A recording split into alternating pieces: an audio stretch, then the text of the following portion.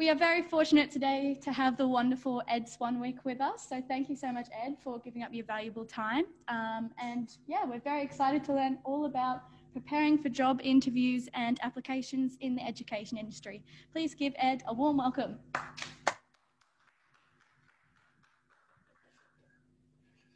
All right, well, thank you very much for that. I'll just adjust that a bit.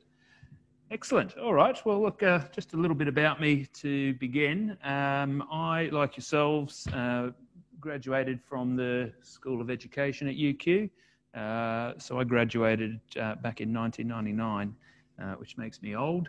But I got into teaching probably the second year I was at uni. It was the second year. They changed the structure, so the postgraduate diploma was discontinued and it became something you do as a dual degree. So I jumped on board with that straight away.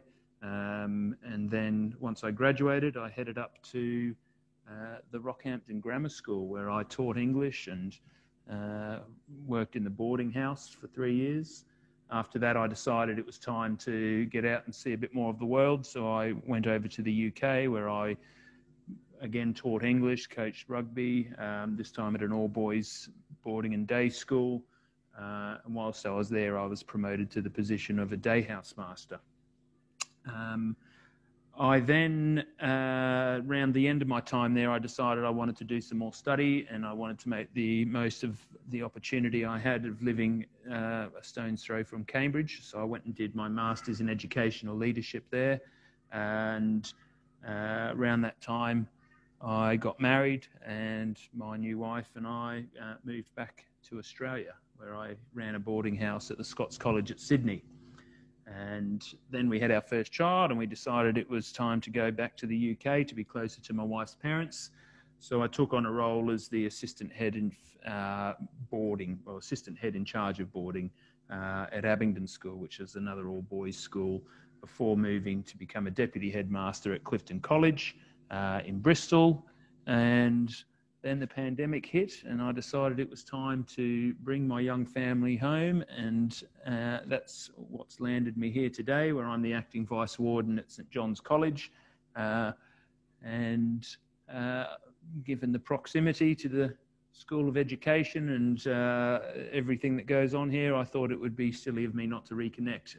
I was actually on the executive of Club Ed back in the day, which was what the Education Society used to be called, although you seem a lot slicker and more organised and professional nowadays than we ever were. Right, so let's move straight on to it. Some of you are about to graduate and about to move out into the workforce. The others are a year or two away. But the important thing to know is that these sorts of skills, they're transferable. Okay, and whatever, I've tried to tailor the presentation to make it specific, specific to an educational context, but a lot of this really is applicable in any sector. So by all means, continue to refer back to this information if you find it helpful, but hopefully most of you will be using it to secure your first teaching jobs. So the first thing to do for a job interview is your initial preparation, okay? And understanding what the employers are looking for is a key thing. So in your case, you're going to be interviewed probably by a member of the senior leadership team within a school and a head of department, I would have thought at least. And they're going to be looking to see whether you've got the ability to do the job, first of all. The good news is you've all got the ability to do the job. If you graduate, you've graduated, that means that you are capable of being a teacher and being a good teacher. So you'll have already ticked that box. The next thing is to try to explore your motivation, like why is it that you want to work at that particular school? And then they're trying to assess whether you're going to be a good fit for that school. So, different jobs, when schools are advertising positions, they might have a clear idea who they're looking for. They might want someone with experience, for example, in which case they would probably say so in the job advertisement. And in your case, then you probably wouldn't invest in that any time in that if they've explicitly stated that they want an experienced teacher. But more often than not, they're open to the idea of a newly qualified teacher, and schools, schools are keen to employ people fresh out of university. So there will be lots of opportunities for you out there. The next thing to do is to think about what you've got to offer and the experience that you've got to bring to the role. Okay, so it's really important that you understand that role, first of all. So what are the remits? Okay, obviously it will involve some teaching, but certain schools that you are going to apply to might be looking for people who are willing to play an active part in the school's co-curricular program. For example. So if it was a particularly sporty school, you might want to sort of highlight the fact that you have experience in sport, in particular sports. If it's a very musical school, then any ability to take extracurricular music is going to be seen as a bonus. So look for those sorts of things. What is it beyond just the classroom teaching that this school is going to want from you, and identify how you might be able to add value to that school that way. Okay, understanding who the stakeholders are. Obviously, every school has three main demographics, three main stakeholders. That's the staff, the parents, and the pupils. Okay, so understanding a bit about them. What sort of school is it? What's the background of the students there? What are their parents' backgrounds? What are the staff like? If you can find out any of that information through various research, that's going to be really valuable. Okay, and then knowing who you're going to be reporting to. So again, you're going to be applying primarily for a teaching role, and therefore more often than not it's going to be the head of department. So if you can find out anything about the head of department at the school that you're applying for, then that's obviously only going to be useful information. And the more you know about the school and the more research that you do, the more clarity you're going to have around the kinds of questions that they're likely to ask. Okay, so it's really important that you look carefully at the person specification in the role, that you read it really carefully, as well as the job description. Okay, ultimately the job description is usually the remit of the role, and the person specification will outline the competencies that they're looking for. Okay, and you'll usually find that each job you look at will have those two things, and sometimes they combine them, sometimes they don't necessarily use those headings, but ultimately a job advertisement is going to outline what the nature of the role is and what sort of person with what sort of skills they're looking for. Okay, so really hone in on that, and then start thinking about what sort of evidence and examples you can come up with that demonstrate that you are able to fill that role and that you have those competencies. Because I reckon a large proportion of the interview is actually being able to provide good examples and good evidence. The last point I'll make about preparation is just to really understand the sector, okay? And I know that that sounds a bit obvious, but understand that you're doing all of this study at the moment, you're going into these schools, okay? But don't lose sight of the bigger picture of what's going on in education. Be interested in that. Show a genuine enthusiasm and interest in it by listening to podcasts, following what's happening in the news in the world of education, engaging with professional bodies, and looking into organisations' websites, that sort of thing. Really feel, you want to develop your understanding of the sector more generally, as well as your skills and competencies around teaching, because I think that that is really important for career development in the future, is to be aware of where education is at the moment and where it's going in the future. At the risk of stating the bleeding obvious, you need to also be logistically prepared for your interviews. So make sure you understand exactly where it is you're going, have everything ready the night before, make sure you're dressing sharp. Very important to look presentable. Make sure you get there with plenty of time, and if you can, do a bit of research on whoever it is that's going to be interviewing you. I know that all sounds really obvious, but you'd be surprised how many times people find themselves running late because they've got a bit complacent. So let's talk then about the types of questions you're likely to encounter in an interview. And generally speaking, I think that they fall into 4 categories. Now, obviously, it's not possible to prepare for every possible question you might get, and therefore understanding these types of questions and having a bit of an understanding about why those types of questions are getting asked and a general structure that you can adopt in responding to these questions is really helpful. Okay, so the 4 main ones are the biographical questions, competency and behavioural based questions, scenario questions, and then motivational questions at the end. So as I say, understanding what category that question falls into and structuring your response accordingly is going to be really important. So let's launch straight into biological questions. Those are the ones that some people hate having to talk about because they require talking about yourself.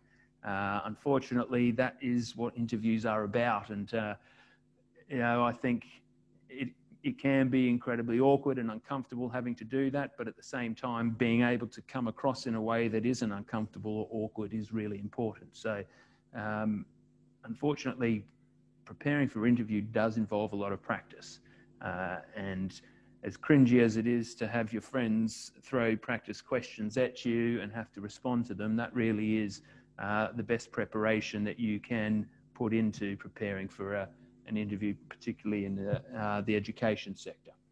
So these questions usually ask you to tell the interviewer about yourself or talk about your career to date.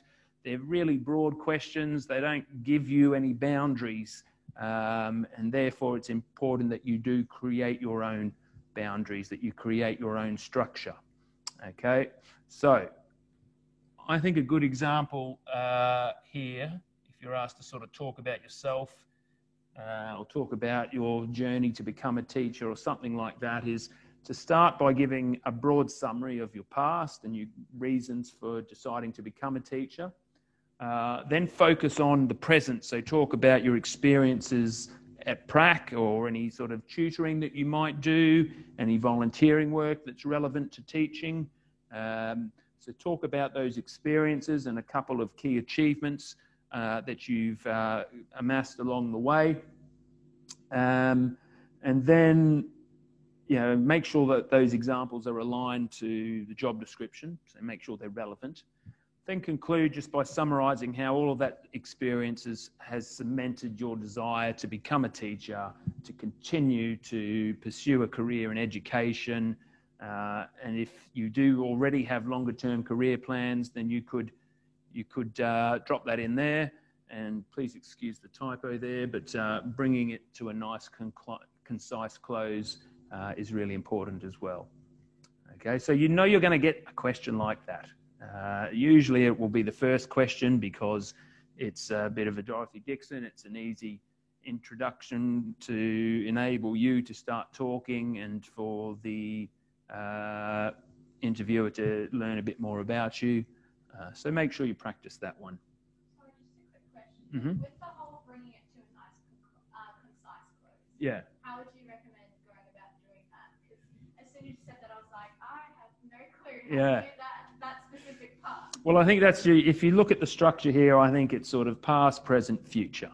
Yeah. Okay, so I would say that you've given some good examples of some of the experiences that you've had during your prac and your volunteering work and your tutoring. And that's really cemented my desire to continue to pursue a career in education. And I hope in the future that once I've really, mastered, teaching, once I feel I'm really comfortable and confident in the classroom, I'd then be looking to maybe develop my career further by looking at leadership positions, or maybe I might be considering going back and doing a master's in educational leadership or in literacy or something in the future. So just some sort of reference of the future, but just needs to be really short and concise to demonstrate basically that you've finished the question. But yeah, I think that's, you're going to get asked that question in some sort of guise, and it will usually come at the start. So it's good to sort of think in advance, what are the sort of key points that you want to get across? What are some really good examples that will help to illustrate the points that you're making? And how can you sort of finish strongly in a way that's going to create a really good lasting impression? Right, so let's practice. This is meant to be interactive, and at some point I might try and pick on the people who are on Zoom, but for now I'm going to pick on the people who are here in front of me. So what I want to do is I want to ask for a brave volunteer who's willing to have a go answering this question without having prepared it at all. I know you want to. Oh, good on you, Lachlan. Righto, we're going to turn the camera around. Oh, we really? Okay, awesome. Yeah, amazing. Yeah. Do you want me to read you got to get used to the pressure. Okay. Do you want me to read the question and then go? Hang on. No, I'll read the question now. Let me just get the camera. Let me position. Okay, we can see you. Okay, excellent. So, Lachlan, thank you for applying for this job today. My pleasure. And I see that you're interested in being an English and history teacher at our school.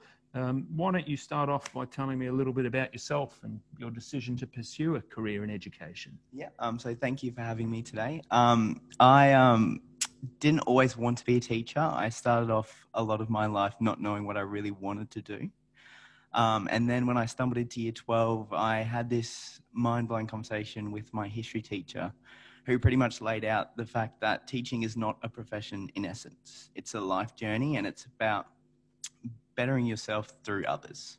Now, I chose English and history because I'm not the best with numbers, and I love learning more about the world and human nature and stuff like that. In terms of being a teacher, I would love to sort of engage in the classroom with the younger students and work my way up towards the older students. And then hopefully when I have enough experience, I'd love to work towards being in some leadership roles and having those opportunities to work with fellow colleagues and stuff like that. But yeah, that's what I'm really interested in. Great. Excellent. Well done. Okay, so I'd say that was, that was a really good job done there. Lachlan, are you happy for me to provide a little bit of feedback? Okay, excellent. So I really like the fact that there was a personal side to it, and your enthusiasm and your passion for teaching definitely shone through there. I would advise on the, when you say that you got into English and history because you weren't that good at numbers, first of all, you don't need to highlight your weaknesses. They will ask you at some point what they are, and you'll have prepared a good answer there. And also, they're going to want to see an enthusiasm for the subject as well. Okay, so you got into history and English because you love language and the way that it, shapes our understanding of the world and history, because, obviously, the future is dependent on an understanding of the journeys that we've been on, blah, blah, blah. I'm sure you can come up with something better. But you want to show that enthusiasm for your subject as well as just the concept of education. Okay, but, a really good response. And I'm sure with more time to think a bit further forward, you could probably beef it out even a little bit more, just in the middle, but it doesn't need much more than that. Okay, so really good response. Thank you. All right. So, again, as I say, you've got to keep practicing this stuff. So I do encourage you all to help each other out here and interview each other from time to time. Why is that not moving? Here we go. But let's move on to the next type of question, which is the competency behavioural questions. Okay, so these types of questions, they're designed to assess your competency and how you might behave in certain situations. So an example of these sorts of questions are, can you describe a situation where you demonstrated strong teamworking skills? Or can you describe a situation where you've worked effectively in a team? Or tell me about a time when you made an impact in a team. So essentially, those are the three same questions. What are they trying to gauge there? What's the interviewer trying to find out about you with those three questions? Yeah, your teamworking skills. Okay, those are really important, and good employers will be looking to assess that. Most job descriptions will mention something about teamwork or being able to work with other colleagues, because ultimately, although you're on your own when you're in front of your classes, you're going to be part of a team. You're going to be part of a faculty or a department. They're going to want to know that you're willing to sort of put in, that you're going to get on well with other people. Remember, it's going to be probably the head of department for secondary that's going to be interviewing you. So they're sizing you up to see whether you're someone that's going to work well with their department. They don't want to have someone in the department who's going to be difficult to manage and not going to get on well with other people. So they are looking for that sort of thing. You know, they're looking for, particularly what you guys bring to a job is your enthusiasm and your energy. Okay, whereas more experienced teachers maybe don't have as much. That's generalizing, but that's potentially the case. Newly qualified teachers usually do come with enthusiasm. They come with fresh ideas and a real energy. And so if you can come across as that sort of positive person, they're going to really warm to you. Okay, so again, the thing is here, look at the person specification and then brainstorm examples from your studies or your prac teaching or your volunteering or whatever else it is that you can draw relevant examples from. Think of good examples that demonstrate that particular skill. Okay, that's 80% of the work done there, okay, is knowing which examples to draw on. And some of your examples are going to apply for different sorts of skills. So you could come up with an example of how you worked with your department on your prac placement to come up with a new scheme of work. So you got your teamwork example there. If they're talking about, you know, the creation of resources, you've got an example there. If you're talking about reflecting on your application of your pedagogical knowledge, you can talk about that same example. Okay, so a lot of the examples that you come up with are going to demonstrate different types of competencies and behaviours. If you've got a little bank of 3 or 4 really good examples that cover a lot of those types of skills and competencies that are listed in the person description, then you're able to draw on that. And although you can't predict every single question that you're going to get, though some of those examples will cover probably 80% of the questions you get. So then you need to know how to structure your answer in order to demonstrate those examples. And this is where the STAR acronym I find is most useful. So that's about making sure that you, again, follow a certain structure so that it doesn't just end up being a stream of consciousness or a loosely sort of waffly answer. So start with the S, which is situation. That's only 10% of your answer, but you've got to set the scene. Okay, so when I was on my prac placement recently, we were teaching a new text in English, and there were no resources or anything already in place there. So the task then is, I was asked if I would be happy to take a lead in putting together a pile of resources in order to make this teaching of this new text something that was pretty seamless from the outset, and then you're moving on to your A, your action, and that's 70% of your answer there. So you're talking about all the things you did. So I spoke to my colleagues in the department to find out what their style and manner of teaching is and what sort of resources they like using. I drew on my connections back in the School of Education to find good resources and online places to get good ideas and forums to bounce ideas off people. And then I worked really hard putting a lot of this stuff together, and even asking some of my colleagues in the department if they were happy to lead on certain parts of this. Keeping in mind it was a team job, and the result was a really good quality set of resources. My head of department was over the moon and really complimentary, and everyone, when they started teaching this unit, found that it was a fairly straightforward and enjoyable tasks because they were prepared and the resources were really engaging. It's a little bit of a waffly answer there, but because I'm thinking of it off the top of my head, obviously when you're better prepared, you'll have already practiced your response to those sorts of questions. Okay, now there should be a slide in here that, there we go. No, I'm sure I had a practice question. Yeah, okay, yes, there, that is it. So scenario questions, we're talking here about competency questions, aren't we? So, well, I mean, the team example is the practice question. So let's go with that. Someone else now would like to have a go answering that question. Anyone on Zoom want to volunteer? No one coming through? Deathly silence. Righto, someone's going to have to do it. Erin, I'm going to put you on the spot. Yeah. That's leadership for you. There you go. All right. What's my question?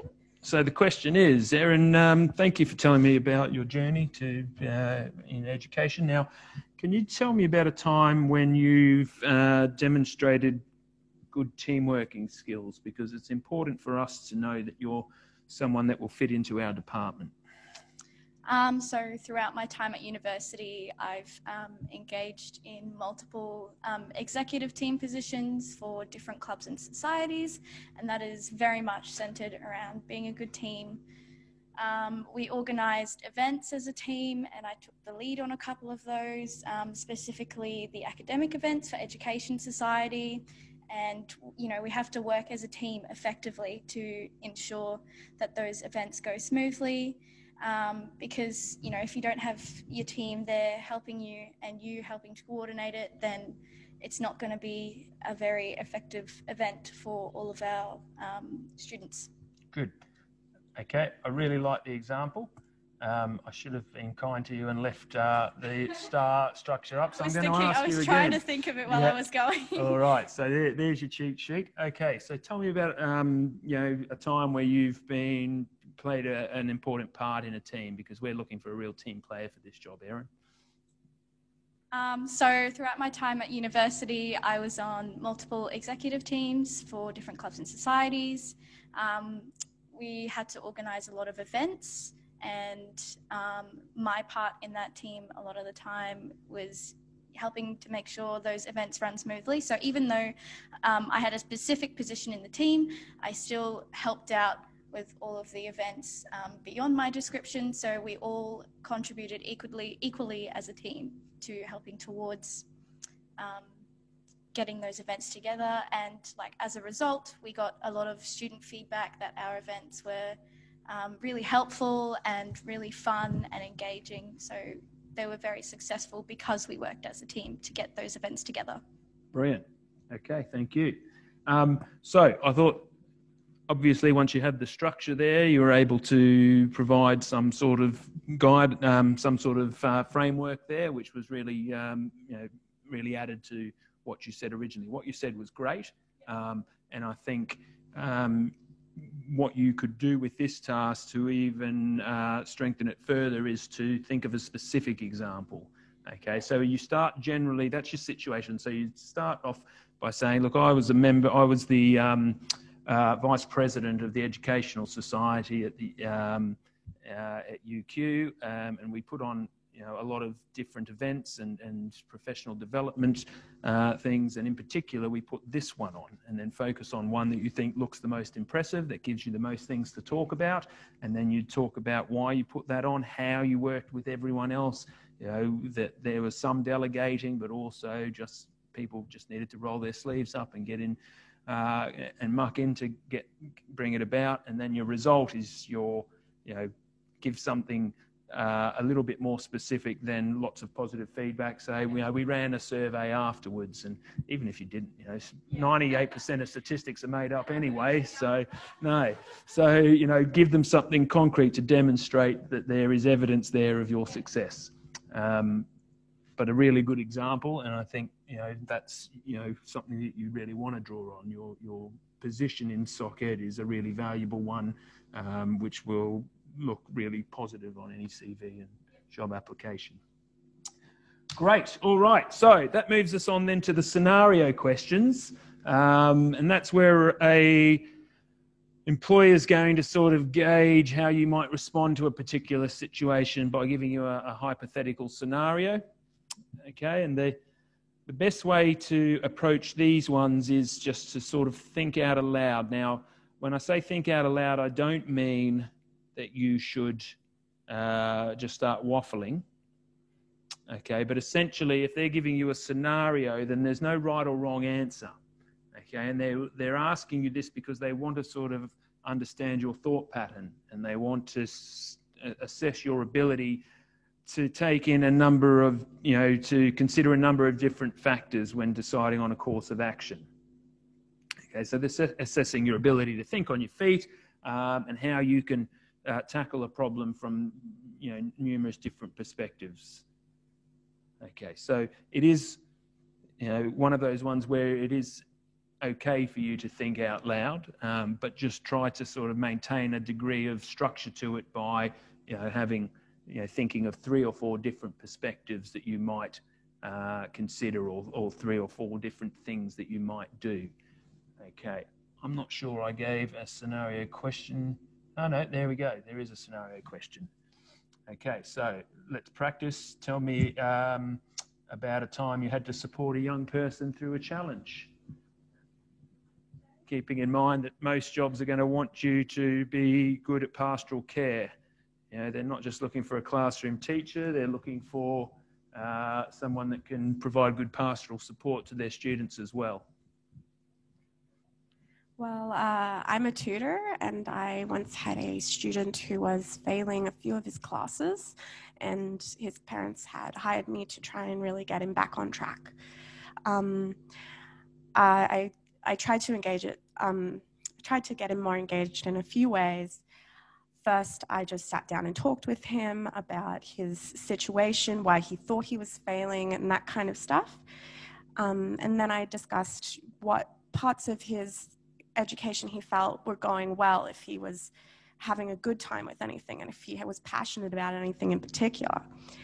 After that, I kind of tried to take that information, and I discussed with some of my education friends at the university about how they think I should approach it. And I tried to just look at each subject, and I tried to combine some of the subjects, such as he had a great passion for science, but he hated writing in English. So I would go about getting him to write about his science. And so I also discussed with him trying to study with friends and bring more of a social aspect into his study. And one of his friends actually came along to a tutoring session once, which was great. And they were able to discuss, and that brought a more cooperative aspect to it, and it helped him engage better. Eventually, in the end, his marks did improve a bit, which was very nice for me to see, and for him especially, and his parents were very happy about that. Yeah, that's all I have. Excellent. No, that's really good.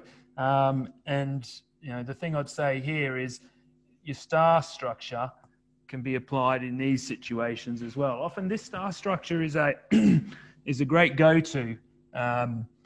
Here the action is the different perspectives. When I say show different perspectives, that's the action here. But a hypothetical question might be something like, okay, how would you deal with a parent who insisted that that their son's poor results was actually your responsibility because you're the teacher, and they tried to blame you for that, and then you've got, you could draw on a lot of what you just spoke about there. It's, this is a hypothetical situation, obviously, compared to your real life situation, but you could still draw on that And that's why, the more of these examples that you come up with and that you adopt this STAR structure for, the more material you've got to draw on when you get asked a question that is maybe something that you weren't expecting to be asked, if that makes sense. Good. All right. So the motivation questions then is, again, these often come at the start, but they might sort of be dropped in at the end. And they're usually things like, well, why do you want to work for us? Or what is it about this role that's appealing? There's no real strategy here because everyone's got different motivations. But the key thing is that you've done your research. So you identify good examples of what it is about this particular school that appeals to you or this particular role that appeals to you, and make sure to mention that. Okay? Yes, you want to be a teacher. So you're going to talk about your desire to be a teacher, but they also want to know that you want to be at that particular school, that you're not just applying for every job that's out there, even if you are. Find out something about that particular school that you think is going to be a positive experience for you, why you'd want to do work in that school, and highlight that in your answer. All right. So we'll skip this practice one just to take it easy on you for a bit. But I think, and also because I think we're getting close to the end of our time, but a good way to practice this is to imagine you're applying for a job at your old school, and put aside the fact that you were a student there. Think about what it was about your old school that you liked, and why you would, if you feel like you'd like to go back there and teach, what aspects of that school make it a good place to teach, and then practice answering to that. Or look at a job that's currently out there. Look on Seek or look on TeachNet, and find jobs that are out there, and practice answering the question why you'd like to work at those schools. And then this wasn't one of my categories, but I think that most questions you get are going to fall into those four, but these trickier questions, they can often fall into those four, and they can leave you feeling a bit stumped. Okay, and there's usually one in every interview, something you really weren't expecting, you're not quite sure what they're asking you about or how to respond to it, and you start to find yourself a bit flummoxed and freezing. It's not so much how you answer those questions as how you deal with it, I think. So don't be afraid to say, look, can I have a moment just to think of that? Or, sorry, could you just clarify the question? There's no shame in an interview of taking a little bit of time to think. Now, obviously, you don't want to get stuck for too long, but sometimes it's flattering to a interviewer to have asked a question that's prompting the candidate to think. And so I always think, start by saying, "Oh, that's an interesting question," or "That's a great question. Can I just have a little bit of a moment to think about that?" And then take some time and then decide how you want to respond. So buying yourself a little bit of time to stop and think, I think, is a perfectly acceptable way to deal with those sorts of questions. And if you do it in a positive way that shows that you're being thoughtful and you want to, you really want to give them a good response to this, so you need a little bit of, a few seconds just to think of the best way to respond. I think that really reflects well on you as an interviewee. Yeah. Mm-hmm. I sure can. Tell me about a time a colleague made you feel uncomfortable. That was when I worked at Clifton College. That was my go-to question. I always asked that one because it told me a lot about the candidate. It sort of put them on the spot. Often they sort of said, "Well, I've been really lucky. I've always worked with great colleagues." And then I'd say, "Okay, well, tell me then about when you reflect on your time as a student at school, and tell me about a teacher there that made you feel uncomfortable." And if they then said, "No, all my teachers were great," then I'd basically call BS on that, because I'm wondering with this, do you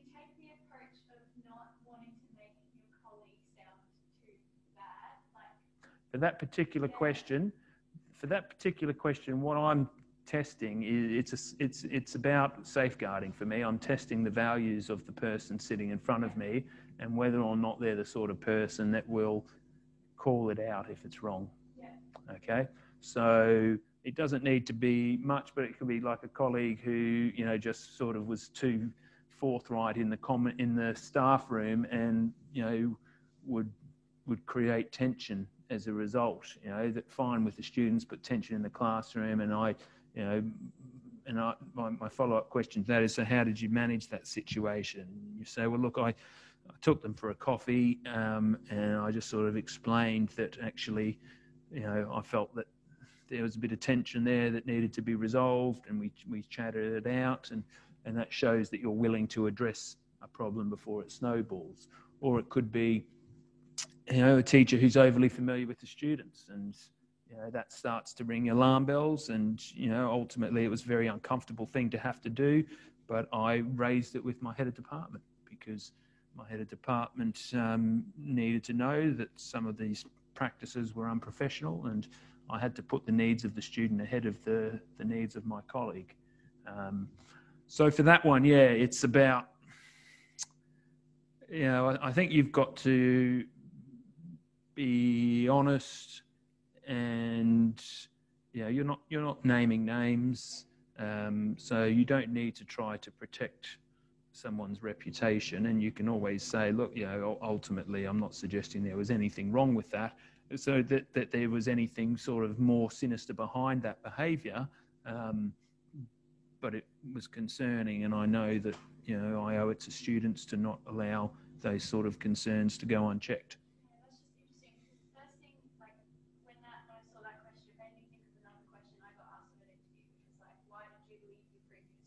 Mm-hmm.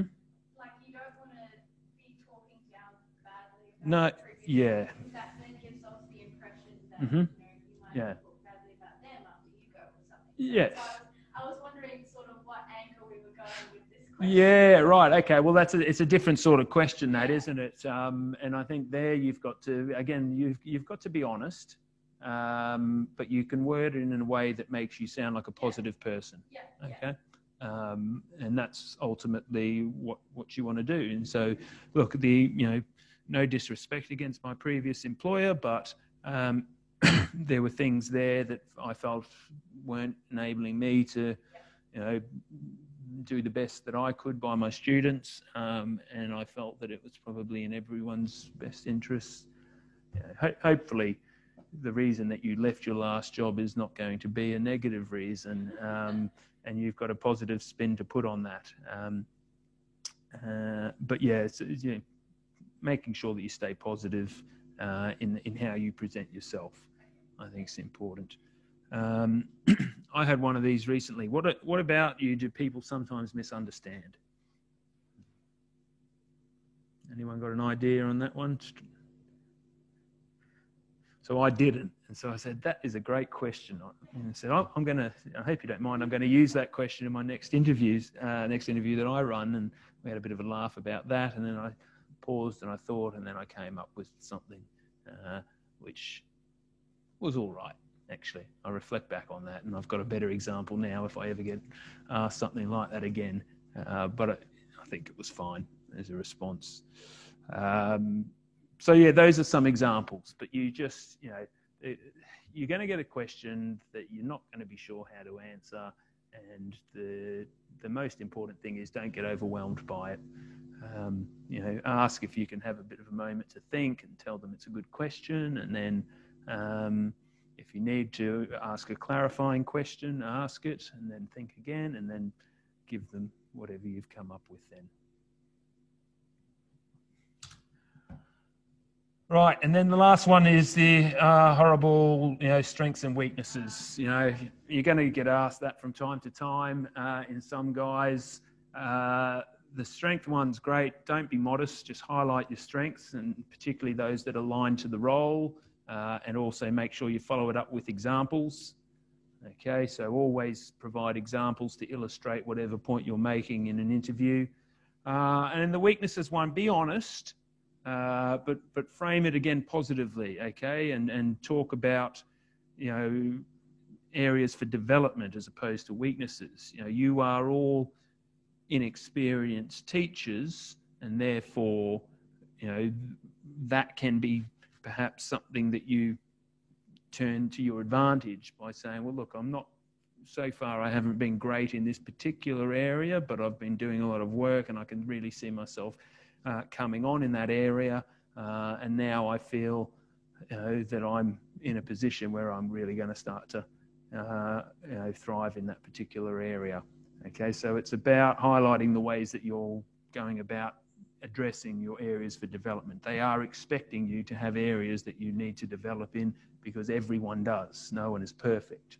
And it's also good to show a bit of self-awareness there. So think again of a good example, one that paints you in a positive light, that you can sort of talk about how you're really working at developing in that area. Yeah. Could you kind of flip the weaknesses aspect onto the school and say, well, let's say hypothetically, I'm working towards this and I know that working in this school environment will help me on that trajectory? Yes, I think that's good to do. Be careful about it being coming across as that it's all about what's in it for you and not what's in it for the school. You really want to be, making it clear that that a school like yours could develop me in this area so that I could really add value to your students, and that's really exciting. So yes, I think it's a good idea to show that, and again, it shows your understanding of the job that you're applying for, the place that you're applying to work for, because all schools are different. You might say, well, look, I don't feel I'm particularly great at dealing with difficult parents, and that's primarily because I haven't had a lot of experience in doing it. The only occasion that I've found myself doing it, I've found that quite challenging, and therefore I know I'm going to experience that inevitably when I start teaching. And so I've spent a lot of time role-playing with other students on my course so that we can get some experience in that area. I've sat in on parent meetings with the supervising teacher. I've approached a number of experienced colleagues to understand how they approach difficult parents. So I feel like I'm in a position now, really, when I do start to encounter these difficult parents, I'm going to be able to manage that and cope with that fine. Alrighty. So the final bits of advice then, if you are in a panel interview, give 70% of your eye contact to the person who asked the question, but don't forget about the rest. So 30% of your time sort of glancing at them, so you're making eye contact with them as well, but primarily focus on the person that's actually asked the question. If you find an interviewer who appears cold or hostile, don't attach any meaning to that, okay? Sometimes people, for some reason, relish the chance to act like someone they're not in an interview, and their sort of moment of power, or they might just be having a bad day and it's got nothing to do with you. So don't get put off by people who come across as cold or hostile at interviews. And ultimately, don't forget that you're interviewing them as well. You might come away from that interview feeling like that's not the right place for you to work. And don't be afraid to turn a job down if you really sense that it's not the right place for you. If you have an internal interview, as I know some of you, when you do your prac, as I understand it, you have the school has the option of inviting you to come and work for them after the prac. So if you find yourself in one of those interviews, you need to treat it the same way as you would an external interview. So don't imply anything. You've got to explicitly state your achievements and your experiences. It might be there's someone on the panel that doesn't know as much about you as someone else, or the person that's interviewing you might have forgotten some of your achievements from early in your prac. So don't fall into the trap of assuming that most of what you need to say is already understood and therefore doesn't need to be said. And the other thing, somewhat depressing in some ways, but also reassuring in others, is that there's lots of research into how you make what has the greatest impact at interview, and unfortunately, what you say only makes up a small impact. It's how you say it that often has the lasting impact. Now, if you don't have good things to say, then, you're going to get found out, and it doesn't matter how polished you are. So you do need to have those good things to say, but the impression that you're giving is going to be largely formed by your smile, the way that you use tone, the enthusiasm that you convey, your non-verbal communication, such as eye contact and your body language. Those are really important things. So when you're practicing with each other and giving each other practice questions, make sure you give each other feedback about how you're coming across through your manner as well as your matter. And then the last thing, I've said it a few times, I'll say it again, the more you practice, the more comfortable you'll end up feeling in these situations. So as awkward and cringy as it feels to practice these things, you don't want to go into an interview cold. Really do make sure that you get people to throw questions at you and that you practice responding to them. So good luck when you do get to the stage of having interviews.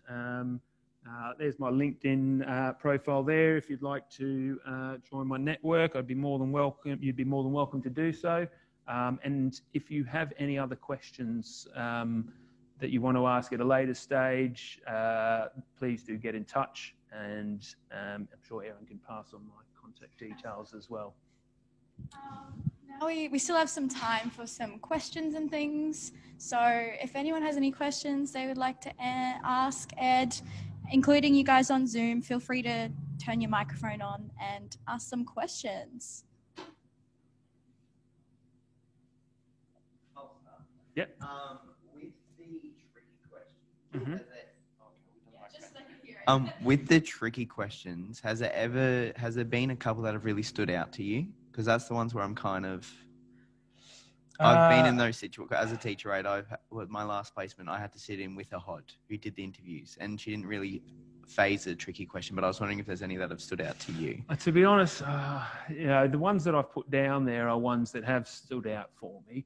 I think I've heard of people saying, like, if you could be a fruit, what would you be? I mean, it's like, personally, what sort of a knob asked that question? Yeah. But, What are they hoping to get out of that I don't question know. by But asking? sometimes you get people who will just throw a question in there just to be challenging, which I think, try and respond in a humorous way. But more often than not, it's going to be something like, that type of thing about, what is it about you that people often misunderstand, or something like that. It's just something a bit random that you're not expecting. I guess they wouldn't be tricky questions if there were sort of frequent ones that everyone went to. But it's going to be something that you just weren't expecting, and that's the best way to respond to that is to take the time to think of that response and show that you're being thoughtful. I have a question.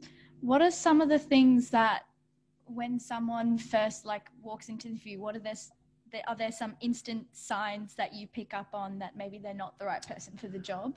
Things to avoid doing? So there are people who their whole career is to talk around this sort of stuff and the psychology behind it. Yeah. Some of the things I've heard of is that you shouldn't show your back to the interviewer. So the way that you walk into the room actually has a major impact, and so don't turn to close the door, but try to continue to face up. But again, you don't want to end up sort of tripping over yourself trying to avoid showing your back. I think handshake is important, and particularly in the COVID times. I think it's difficult to know whether people are shaking or not. So do you go in with or is that too informal? It's hard to be judge. honest, it's really hard to judge at the moment, and I think you've just got to be human about it and say, are we shaking hands? Ask the question, and once we are back to doing handshaking, a nice firm handshake with eye contact is really important. Sitting comfortably in the chair, not sort of slouching or looking too relaxed, and trying to keep your body open. There's other bits of research I've heard that if you show the palms of your hands, that enables, that makes you come across as authentic and empathetic. So using hand gestures that enable you to show the palms of your hands, but not sort of closed off and hunched up. Yep. Those sorts of things are important. The rest I think is just sort of common sense. Yep. One of the trickiest questions I found on interviews is the last one at the very end, where they're like, do you have any questions for us? Yeah. How would you go about answering that? Because like, I feel like in some cases it's an opportunity for you to, I guess, flex on your knowledge on the actual job and ask them and show them that you've researched into. Yes, you definitely want to ask follow-up questions. Yep. Okay, so think of something before you go into the interview. Again, it might depend on the school or it might depend specifically on you, but let's say that you have a particular interest in working with children with ADHD, for example. So, look, I see that you've got a great learning support program there. I was just wondering if you've, if anyone within that has any particular expertise in dealing with ADHD students, because I find that that's something I'd like to really find out more about, or something like that. Or what opportunities are there for professional development? That might be another good question to ask, because it shows that you're enthusiastic about continuing to develop. You could talk about opportunities for you to get involved in co-curricular activities. Again, it demonstrates you as someone who's going to, really go above and beyond and put a lot of energy into the place. So whatever questions you're asking, I guess you want your question to demonstrate that you are someone who, really cares deeply about further development, who wants to really add value and chip in and help out, and who's got some a good understanding of the school that they're applying for. But definitely have a couple of questions up your sleeve before you even turn up for the interview. That's a good point. Were there any more questions? Anyone over Zoom? You're welcome to turn your microphones on, or you can just pop it in the chat. Anyone else in the room? I'll give it like 5 more seconds for Zoom people to type stuff.